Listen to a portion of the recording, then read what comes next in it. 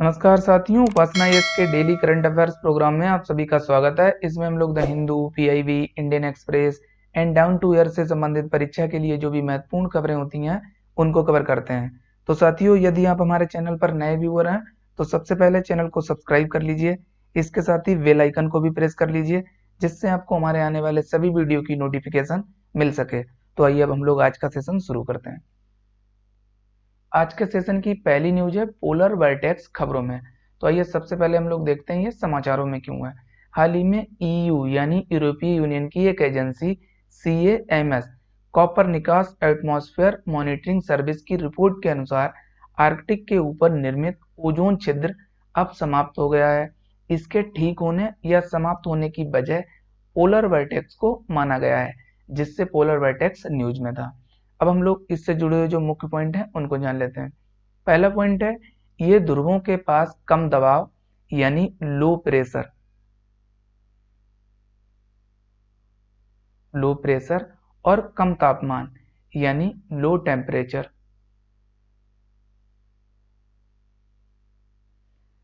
का क्षेत्र है, जो ध्रुवों पर हमेशा मौजूद होता है। सेकंड, ये ग्रीष्म ऋतु में कमजोर हो जाता है जबकि सर्द ऋतु में मजबूत हो जाता है। तो ये भी आपको ध्यान रखना है।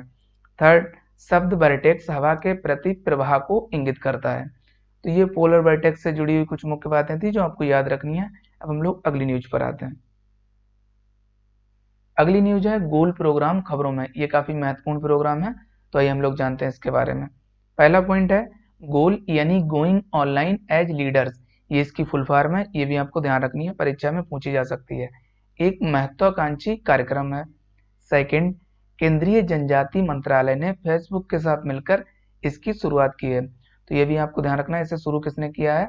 केंद्रीय जनजाति मंत्रालय, केंद्रीय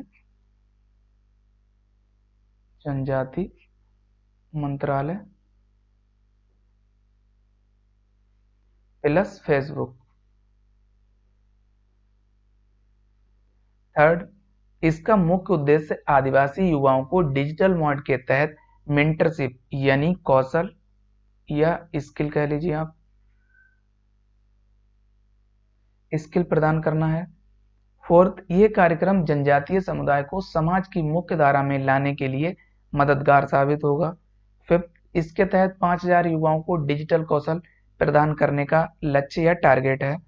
सिक्स, इस प्रोग्राम को अन्य सरकारी योजनाओं यथा मुद्रा योजना, कौशल विकास योजना, जनधन योजना, स्टार्टअप इंडिया और स्टैंड अप इंडिया के साथ एकीकृत किया जाएगा।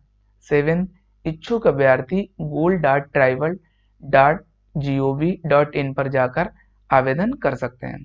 तो ये गोल प्रोग्राम से जुड़ी हुई कुछ मुख्य बातें थी जो आपको याद रखनी है। अब हम लोग अगली न्यूज पर आते हैं। अगली न्यूज है राष्ट्रीय अपराध रिकॉर्ड ब्यूरो खबरों में यानी national crime record bureau news में। तो आइए हम लोग जानते हैं इसके बारे में। पहला पॉइंट है एनसीआरबी की स्थापना केंद्रीय गृह मंत्रालय यानी मिनिस्ट्री ऑफ होम अफेयर के अंतर्गत वर्ष 1986 में इस उद्देश्य से की गई थी कि भारतीय पुलिस में कानून व्यवस्था को प्रभावी ढंग से लागू करने के लिए पुलिस तंत्र को सूचना प्रौद्योगिकी समाधान और आपराधिक गुप्त सूचनाएं प्रदान करके समर्थ बनाया जा सके।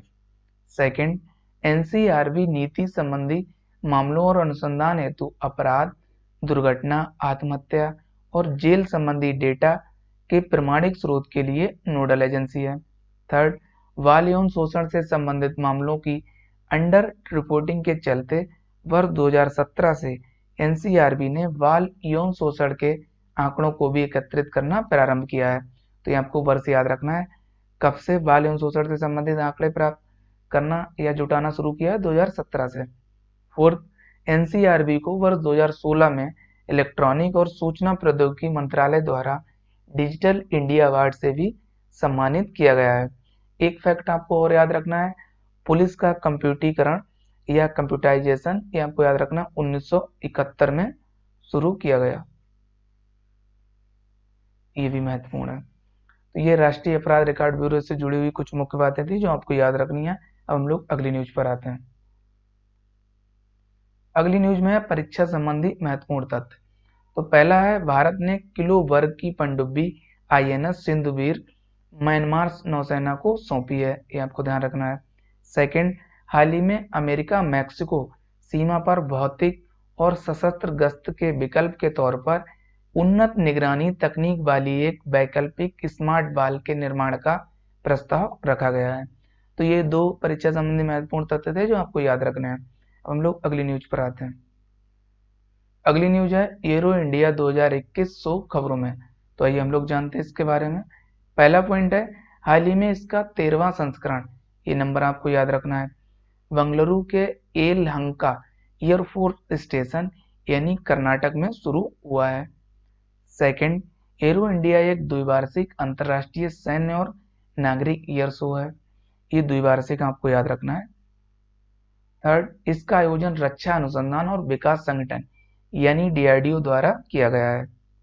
फोर्थ, ये अंतर्राष्ट्रीय और भारतीय सैन्य तथा नागरिक विमानन निर्माताओं, उनसे संबंधित उद्योगों, सरकारी गणमान्य व्यक्तियों एवं व्यापारिक आगंतुकों को आकर्षित करता है।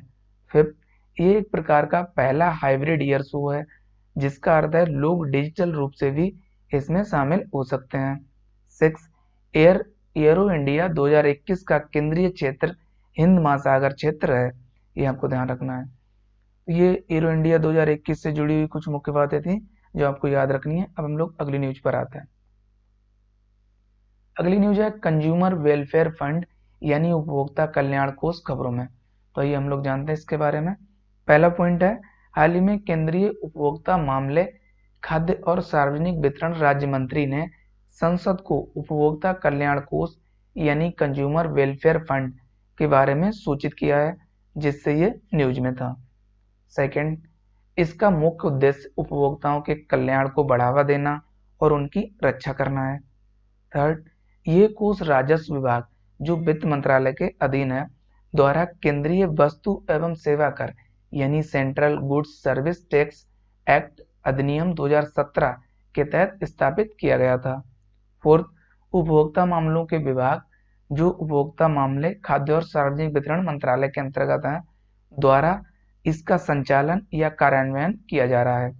फिफ्थ, प्रिंट, इलेक्ट्रॉनिक, आउटडोर और सोशल मीडिया प्लेटफार्मों के माध्यम से एक अखिल भारतीय उपभोक्ता जागरूकता अभियान जागो ग्राहक जागो चलाया जा रहा है। तो ये उपभोक्ता कल्याण कोष से जुड़े हुए कुछ मुख्य पॉइंट थे जो आपको याद रखने हैं। अब हम लोग सवालों पर नजर डालते हैं। हम लोग सवालों की शुरुआत पिछले अभ्यास प्रश्न से करते हैं। पिछले अभ्यास प्रश्न में आपसे पूछा गया था, हाल ही में किस दिन अंतर्राष्ट्रीय मानव बंधुत्व दिवस को विश्व स्तर पर मनाया गया है। आपको ऑप्शंस दिए गए थे। ए ऑप्शन 4 फरवरी, बी 2 फरवरी, सी 3 फरवरी, डी इनमें से कोई नहीं। तो इसका करेक्ट जवाब है ए ऑप्शन यानी 4 फरवरी अर्थात 4 फरवरी को। अगला आज का सवाल है, सवाल नंबर 1, हाल ही में भारत ने किलो वर्ग की पनडुब्बी INS सिंधुवीर किस देश को सौंपी है।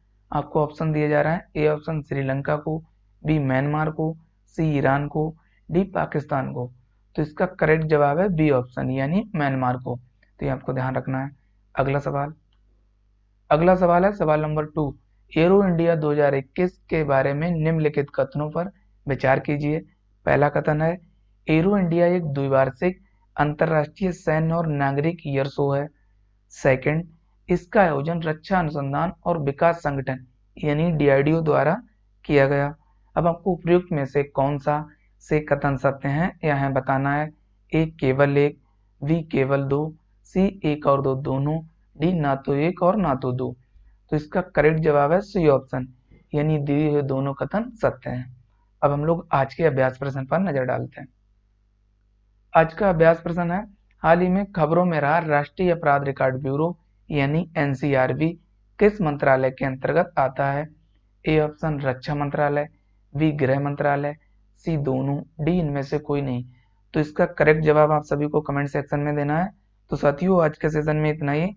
हम लोग नेक्स्ट सेशन में मिलेंगे कुछ नई खबरों के साथ। तब तक के लिए आप सभी लोग अपना ध्यान रखिए।